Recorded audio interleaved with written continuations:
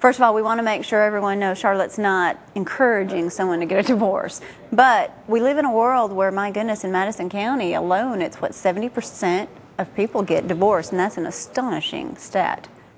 I'm not sure what the percentage is, but, you know, really when people come in and talk to us, first thing I generally always say is, can we go to counseling? Is there some other option? Because I am, you know, as far as a personal opinion goes, you know, I'm not necessarily for divorce, but there's so many people who get it, it's my job to be there to protect you, and that's what I'll do. And sometimes you get so far into it that you can't stop. If someone does come see you and you file a divorce for them, and they get to working things out, can someone change their mind and stop?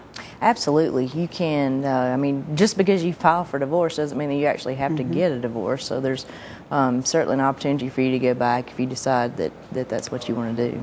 Okay, and no hard feelings, of course. No. What about legal separations? If someone gets a legal separation, does that, and they're not living together in the same home, does that mean that each party's free to date other people? No, it does not. A legal separation, you're still married. You still have your responsibilities, you know, as far as husband and wife. But what a legal separation, what it does actually is just kind of divide up and say, you know, you have this, I have this, and it just sort of gives you some legalities with regard to your assets. Maybe some breathing room there or something I like actually that. don't even advise people to get a legal separation because it costs just as much to get a legal separation as it does to get a you know, a divorce that's agreed upon. I think if you're going that far, so if you're pretty going to much go that there. far, I say, why spend the money twice? Because if you're, you know, if you're going to file for divorce and you get back together, or you decide, wait, I don't want to do this, you can marry each other back, you know. So it's not a problem. Wow, and that happens, you know, a lot of time people do marry the same spouse twice, and hopefully that works for them. I had somebody last month that had been remarried to each other 5 times. Wow. You have to wonder.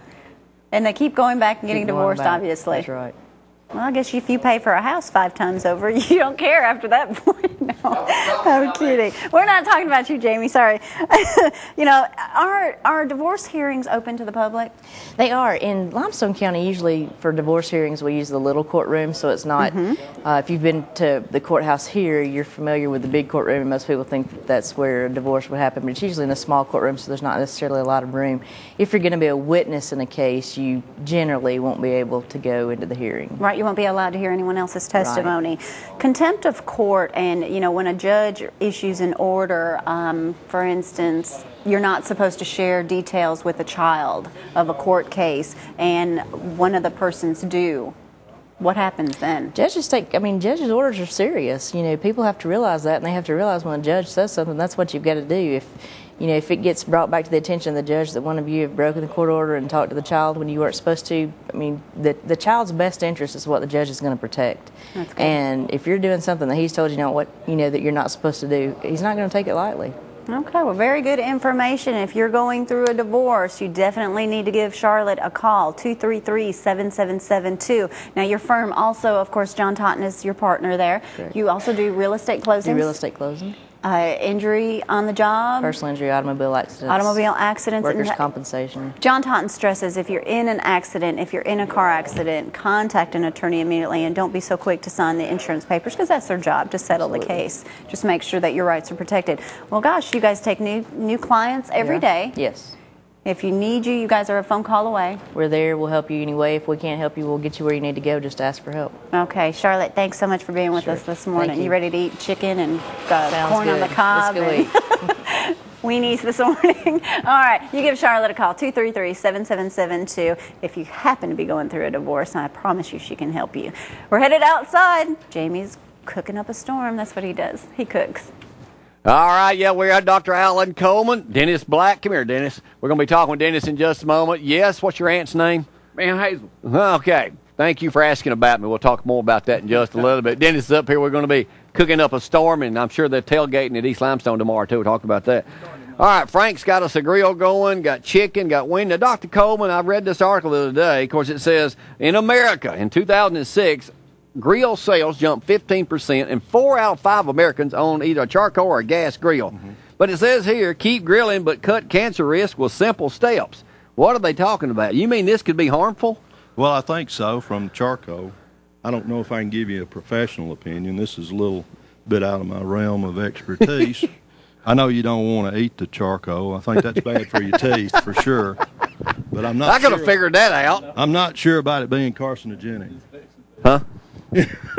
Well, now, I read also that it said that the meat gets too hot when it's on a charcoal grill as opposed to a gas grill. Yeah.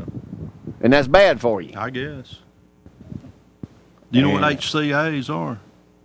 I think you get 10 times fewer HCA's if you microwave your food instead of... It says in here, you microwave it a minute or 2 minutes before you put it on the grill. Right. Now, Frank, in all your years of grilling, have you ever done that? Never. Never. Never have. Never heard of that before. And you've been grilling for... Yeah, a while. a few years. Yeah. So, but everybody will be out grilling this weekend. The number one thing to grill, of course, is burgers, steaks, weenies, and chicken. So we got it going on out here. So basically, it said, I cannot believe if I don't charcoal grill at home, we don't eat. It just tastes better when it's on charcoal. It certainly does, and it is absolutely wonderful. Hey, when we come back here on this Friday morning, heading into Labor Day weekend, we're going to talk to Principal Dennis Black over at East Limestone. They've got to be excited, and they are, he and Coach Pugh.